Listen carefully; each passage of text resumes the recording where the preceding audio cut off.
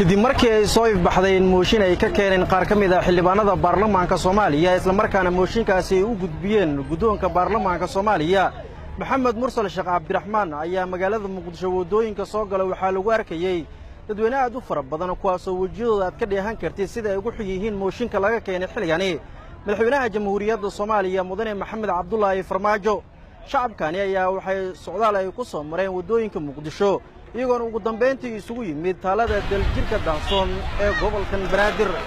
qaar ka mid ah shacabkii dibadbaxani ka soo qayb galay oo la hadlay TV-ga Som News ayaa waxay ka warbixiyeen dibadbaxani ee sababaha ka dambeysay xilligani ay soo qaban qaabiyaan isla markaana ay ka dhigaan wadooyinka Muqdisho mooshin aan dhamaad lahayn dawladdiid aan dhamaad lahayn maalin walba mooshin la wado mooshin keenaha jaabkiisa inuu buuxsado afjaablo weeyaa ma doonayna mooshin keene waxa dhibku ku dhacay oo dhibaatada ku dhacaysa waa maantida waa masaakiinta hooyada iyo carruurteeda nin mooshin wado ma doonayna dulmi diinow dulmi doona ma aragne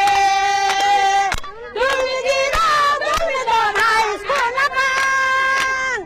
rug cadaalada dadka naqashii sharcigana duwi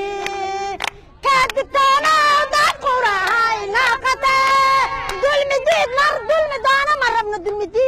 hooyaasha waad oo tirayoode waa dhibtoode wiilasheedu waa la dhameeye raggoori waa la dhameeye nimanka mooshinka keenaaya ilaahay ha naga qabto farmaajo ninkii nacab ilaahay ha qabto hadduma hotel difqaaye ay ku jiraan hala dumo ma doonayna mana dooni doono 24 saac inay dawladdu iska qabsatay ay mooshin keento ee isku dhagto ee qayqaylido oo nin kastaba nin qariino waxaa nooga fiican horumar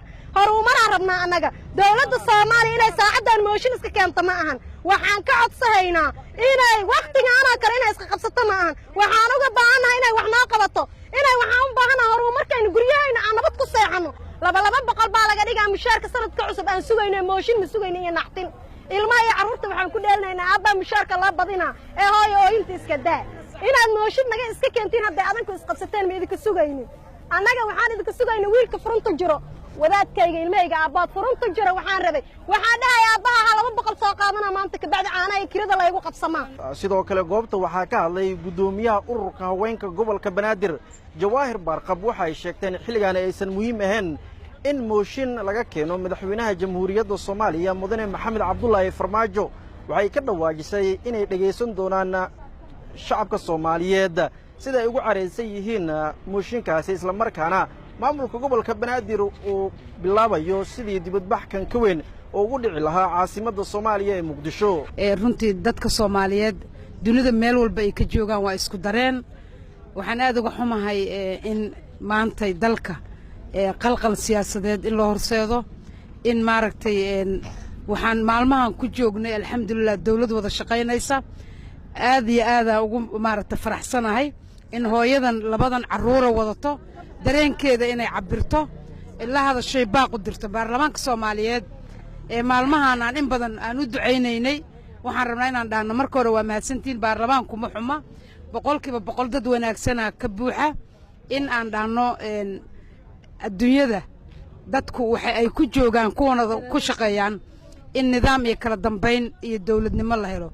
maanta waxaan aaminsanahay anigu waxaan ahay hooyadii Soomaaliyeed ee gobolkan madaxda ka ahayd haweenkan dhibaataysanna u hadlaysay mas'uuliyadda aan u haynana waxay tahay in aan u dirno fariin baarlamaanka oo aan dhahno